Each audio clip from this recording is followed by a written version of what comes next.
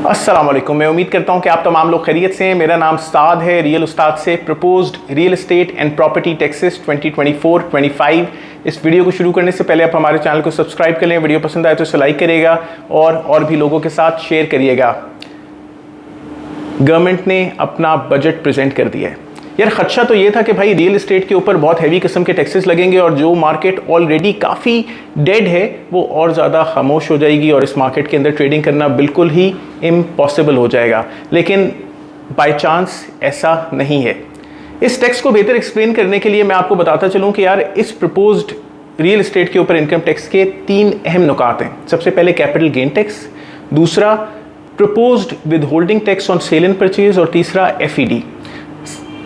अगर मैं सबसे पहले की बात करूं कैपिटल गेन टैक्स, तो 2023-24 में capital gain tax on property उसकी सेल के ऊपर अगर आप पहले साल में उसको बेचते तो 15% टैक्स अदा करते हैं, दूसरे साल में 12.5%, तीसरे साल में 10%, चौथे साल में 7.5%, पाँचवें साल में 5% और छठे साल में 2.5% और 6 साल के बाद आपकी प्रॉपर्टी को कोई कैपिटल गेन टैक्स नहीं लगना था।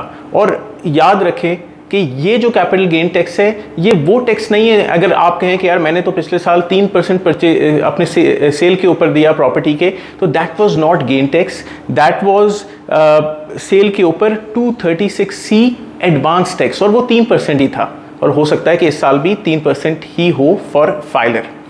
तो कैपिटल गेन टैक्स की मैं बात करूं तो गवर्नमेंट ने इसके ऊपर एक तो टाइम पीरियड ख़त्म कर दिया है। वो प्रॉपर्टी जो आप 1 जुलाई 2024 या उसके बाद खरीदेंगे तो उसके ऊपर नया रूल एप्लीकेबल हो जाएगा। किसी भी साल बेचें इस प्रॉपर्टी को, चाहे आप 25 साल होल्ड करके बेचेंगे, उसके ऊपर आप 15% टैक्स अदा करेंगे, जो कि 1 जुलाई 2024 या के टाइम पे या फिर उसके बाद आप परचेस करेंगे।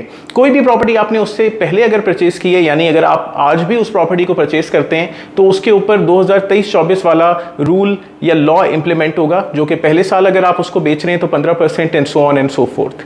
फिर इसके बारे में मैं आपको और भी चीज़ समझा दूं, ये वो टैक्स है जो कि आप अपनी प्रॉपर्टी की अगर कोई वैल्यू शो करते हैं अपनी टैक्स रिटर्न के अंदर है। सबसे पहले तो एक वैल्यू शो होती है जो FBR वैल्यू के ऊपर आप टैक्स अदा करते हैं। अगर आप DHA 1 के ऊपर FBR का टैक्स अदा कर रहे हैं तो 1,25,00,000 रुपए के ऊपर अदा कर रहे हैं। DHA फेज 2 के ऊपर 1,17,00,000, फेज 3 के ऊपर 50 लाख, फेज 4 के ऊपर 59 लाख, फेज 5 के ऊपर 68 लाख और फेज 6 के ऊपर 34 लाख रुपए के ऊपर आप टैक्स अदा करते हैं। अगर तो ये ब्रैकेट्स चेंज होते हैं, फॉर एग्जांपल DHA 1 का आपने प्लॉट लिया 1,25,00,000 रुपए का, उसी सेम साल में उसकी FBR वैल्यू 1,50,00,000 रुपए हो गई, यानी 25 लाख रुपए उसमें इंक्रीज हो गया और आपने सेम ईयर में ही अपनी प्रॉपर्टी को बेचा, तो आपको इस 25 लाख रुपए के ऊपर 15% कैपिटल गेन टैक्स अदा करना पड़ेगा, क्योंकि आपने वैल्यू ही वो शो की है। अगर कोई इंडिविजुअल अपनी प्रॉपर्टी को 1 करोड़ रुपए की शो करता है, किसी भी ऐसी प्रॉपर्टी को जिसकी वैल्यू उससे भी ज़्यादा कम है, मुमकिन है उसकी मार्केट वैल्यू जैसे DHA 6 के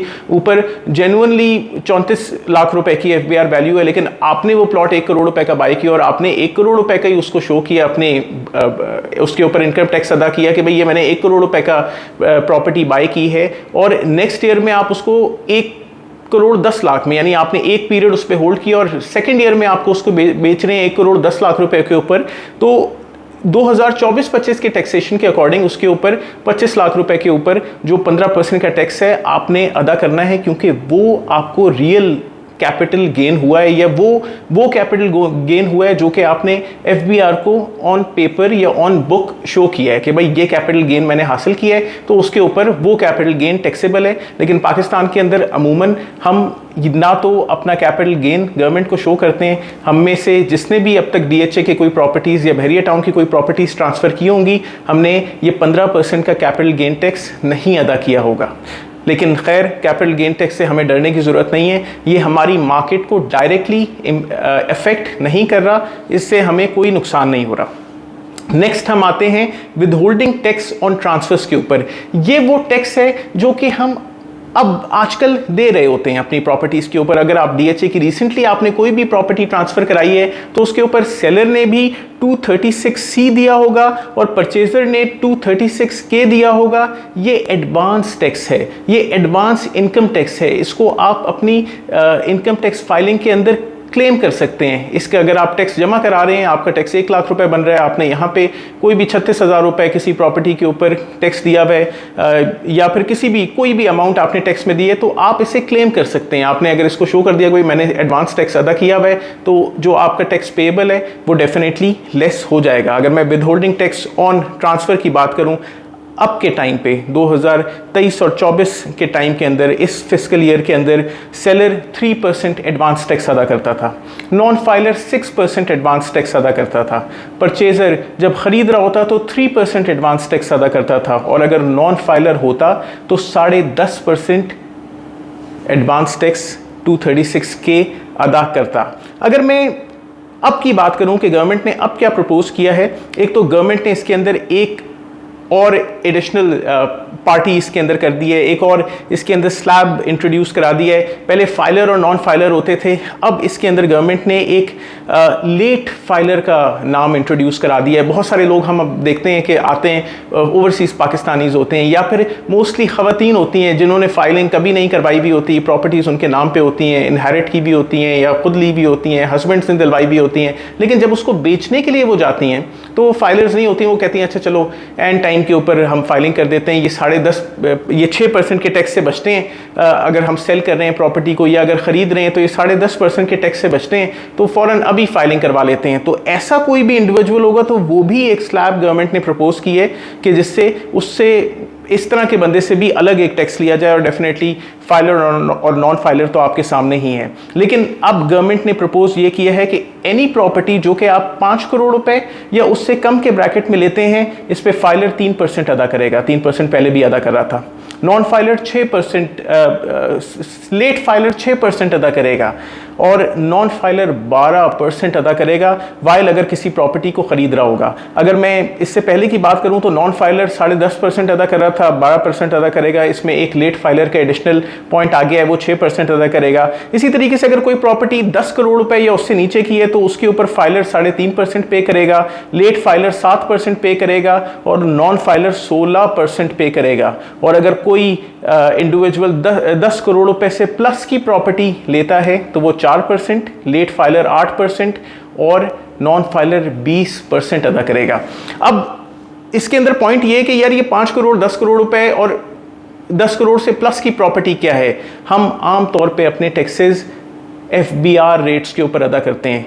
DHA फेज़ 1 1 करोड़ 25 लाख रुपए है, आप तो 5 करोड़ रुपए से नीचे हैं। DHA फेज़ 2 1 करोड़ 17 लाख रुपए है। आपका प्लॉट चाहे मार्केट के अंदर 5 करोड़ रुपए का है, आप टैक्स 1.17 पे अदा कर रहे हैं, तो आप पहले वाले ही ब्रैकेट में फॉल कर रहे हैं। DHA फेज़ 3 50 लाख रुपए, फेज़ 4 59 लाख, फेज़ 5 68 लाख और फेज़ 6 34 लाख रुपए में फॉल कर रहा है। तो आप सब लोग जो कि DHA पिंडी इस्लामाबाद की मार्केट से वाबस्ता हैं या बहरिया टाउन से वाबस्ता हैं, आप लोग इन टैक्स ब्रैकेट से नीचे ही फॉल करते हैं, सबसे पहले में ही फॉल करते हैं, जिसमें ख़रीदारी पे 3%, लेट फाइलर 6% और नॉन फाइलर 12% अदा करेगा। अगर आप यही प्रॉपर्टी बेचेंगे 2024-25 के ब्रैकेट में तो फाइलर 3% अदा करेगा। पहले भी 3 अदा कर रहा था, अभी भी 3 अदा करेगा। लेट फाइलर 6% और नॉन फाइलर 10% अदा करेगा, पहले 6% कर रहा था। इसी तरीके से 5 करोड़ से प्लस की प्रॉपर्टी 5 से 10 के ब्रैकेट में 4% filer, late filer 7%, non filer 10% अदा करेगा। और 10 करोड़ से प्लस फाइलर 5% सेल्स के ऊपर देगा, लेट फाइलर 8% देगा और नॉन फाइलर अगेन 10% ही देगा। तो हमें इस चीज़ के ऊपर परेशान इसलिए नहीं होना कि हमारी मार्केट बिल्कुल पहले वाले कॉलम में ही फॉल करती है, जिसके ऊपर फाइलर 3% ही दे रहा है as while selling and filer while purchasing 3% ही दे रहा है, जो कि पहले था। इसमें बस एक लेट फाइलर का एक एडिशनल पॉइंट आ गया है। हर लोग नहीं देंगे 12% और 10% टैक्स, लोग कोशिश ये करेंगे कि चलो यार लेट फाइल करा लो, एटलीस्ट 10 नहीं देना पड़े, चलो 6 दे देंगे। तो ये उनके टैक्सेस हैं। अब हम आते हैं FED के ऊपर। अब FED इमूवेबल प्रॉपर्टी के ऊपर गवर्नमेंट ने लगाई है 5% के हिसाब से। ये एक नया टैक्स है।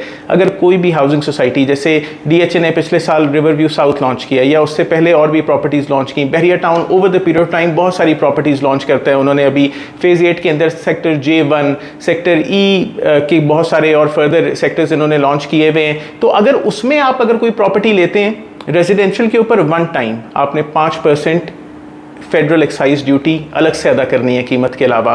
कमर्शियल के ऊपर भी 5% ही है, लेकिन हो सकता है उन्होंने कमर्शियल के ऊपर फर्स्ट सेल नहीं लिखा हुआ था उस डॉक्यूमेंट में, तो हो सकता है कि कमर्शियल के ऊपर अगर आप प्लाजा बना के उसके ऊपर कोई कमर्शियल प्रॉपर्टी और रेजिडेंशियल प्रॉपर्टी सेल करें तो उसके ऊपर भी एडिशनल 1% FED आपको देना पड़े। लेकिन दिस इज़ ऑल अजम्पशन, हम इसको डेफिनेटली और बेहतर समझ सकेंगे जब प्रॉपरली ये इम्प्लीमेंट होगा। अभी सब कुछ प्रपोज्ड है, बिल्कुल परेशान ना हो। वैसे तो मशवरा यही है कि कुछ अगर ख़रीदना चाह रहे हैं तो जून के महीने के अंदर अंदर ही आप अपनी प्रॉपर्टी को परचेज़ कर लें, लेकिन जुलाई के बाद भी रियल इस्टेट जैसा चल रहा था कमज़ोर वैसा ही चलेगा कमज़ोर, और ज़्यादा कमज़ोरी आने की उम्मीद नहीं है। नॉन फाइलर के ऊपर घेरा तंग हुआ है। वो तमाम लोग जो कि फाइलर्स हैं, आप लोग सेफ़ हैं, जैसे कि पहले चल रहे थे अभी भी वैसे चलेंगे।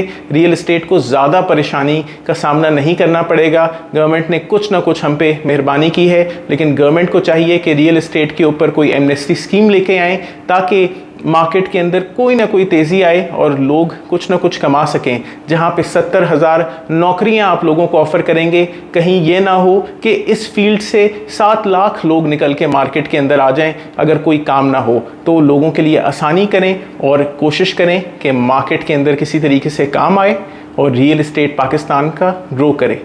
मैं उम्मीद करता हूं कि आपको इस वीडियो से फ़ायदा हुआ होगा। फ़ायदा हुआ है तो आप हमारे चैनल को लाइक करें, शेयर करें, सब्सक्राइब करें। अपना बहुत ख्याल रखें।